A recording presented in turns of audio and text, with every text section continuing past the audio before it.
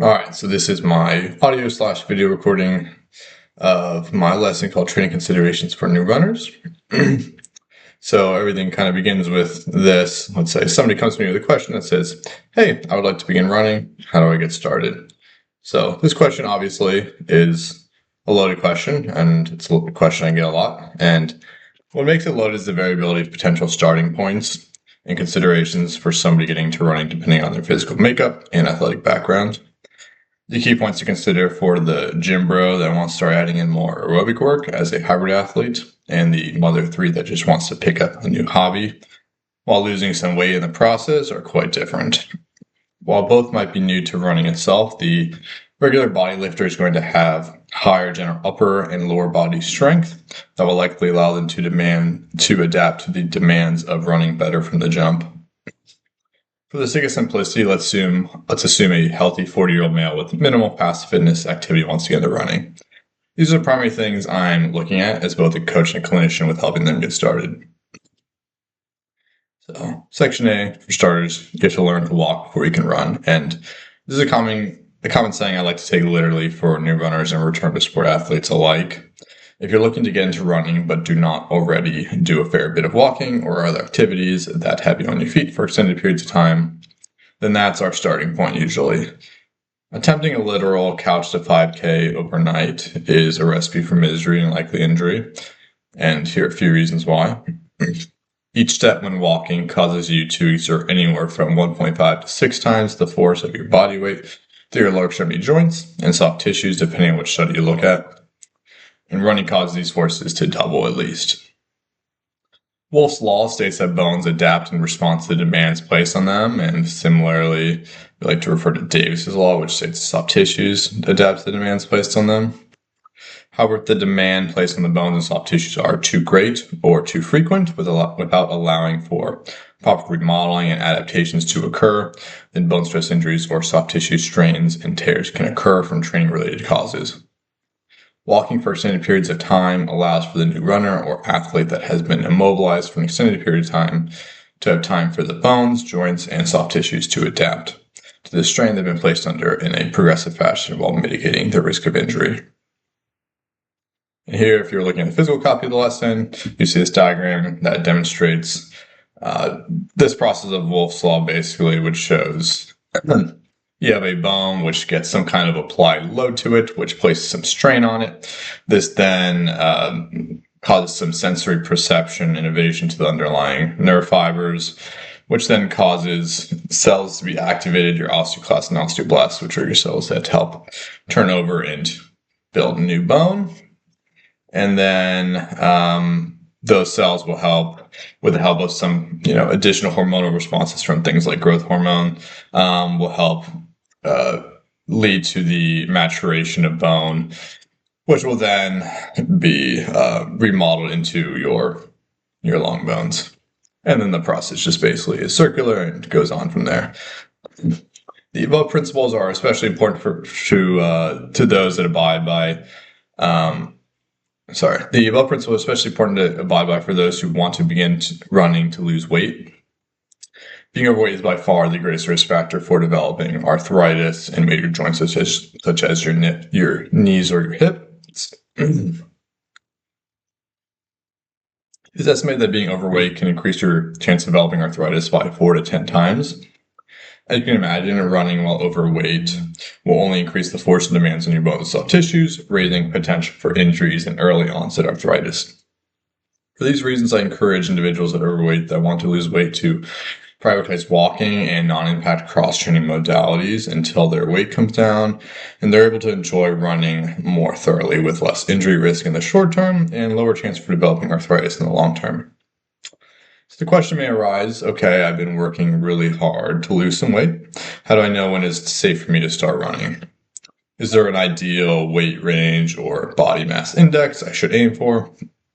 I think the best indicator when starting out is to let your body be your guide and make sure you're giving it the proper nutrition, rest, and time to recovery between sessions. If you're starting to experience a possible flare or excessive soreness, one of these variables may be off or telling you that something has to change in the training plan. There are a vast number of reasons why your body might be struggling to adapt to the demands, so I always encourage athletes to come in for movement screening and training progression analysis if they're unsure, so we can get to the root of the issue. Section B here is age. So this is one of the big factors, obviously, that are going to come into play when evaluating a new individual that wants to get into running. So there are many physical changes that happen to our body as we age that both affects our abilities to perform and stay healthy while striving to do so. In masters runners, those that are 40 years or older, we start to see decreased bone mass, muscle strength, and flexibility. Taking into consideration bone health is especially important for postmenopausal women and requires increased attention to training load progression, strength training, and nutrition to decrease prevalence of bony issues. There are also known physiological changes that we see in aging athletes, such as a decrease in maximum oxygen uptake, which many are familiar with as VO2 max, maximum heart rate, and cardiac output. The reasons above indicate that there should be differences in how we train masters runners depending on their exact age, physical fitness level, and prior medical and athletic history compared to a 23-year-old post-collegiate athlete. Here are a few things I like to emphasize and employ with the masters athletes that I coach. Number one would be increased time for recovery. This means increased time between hard workout sessions by increased easy running or complete rest days if needed. Generally, the older, more experienced runner will have a more developed aerobic system and they won't have difficulty managing easy running or prolonged cross training. But from a musculoskeletal standpoint, they will require more strength work, as a form of maintenance in general, or more infrequent interval or pure speed work to prevent the likelihood of any soft tissue injuries. And to allow for adequate recovery, I will generally limit each week to 1 to 2 moderately hard sessions over the course of a 7-day week, depending on the athlete, or consider up to 3 more difficult sessions over a 9 to 10-day week or block. Days in between will have a mix of easy days, cross-training days, or complete rest days. This allows us to prioritize consistent training while staying healthy without necessarily risking injuries. Second thing I'll hone in on with older masters athletes is increased strength training. And for all the reasons mentioned above, I'll encourage strength training for my athletes 2 to 3 times per week after runs or on rest days to help support their body's ability to complete training and then decrease chance of injury. This will also allow them to get more bang for their buck and increase the muscle fiber pool that they have to use at their disposal while not having to risk participating in high velocity sprinting. And so while sprinting is the more specific form of strength training for running, it has much higher injury provoking potential and lower utility for the master runner than heavy strength training with proper technique.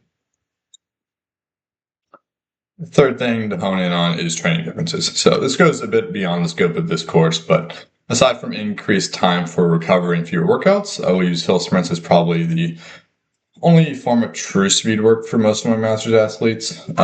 Hill sprints allow athletes to increase muscle fiber recruitment and as a result increase muscle fiber pool while decreasing injury risk due to resistance created by fighting gravity as they go up the hill.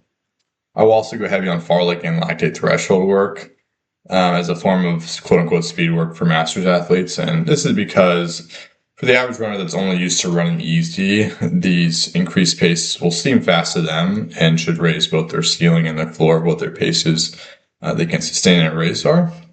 And all the while, they will get physiological benefits with fairly minimal risk of soft tissue injuries, since they're usually only running at a rate of perceived effort or RPE of anywhere from around 7.5 to 8 out of 10. Section C would be as far as things I would look at with a new person I'm working with. If somebody asked me that, what does it look like to get into running?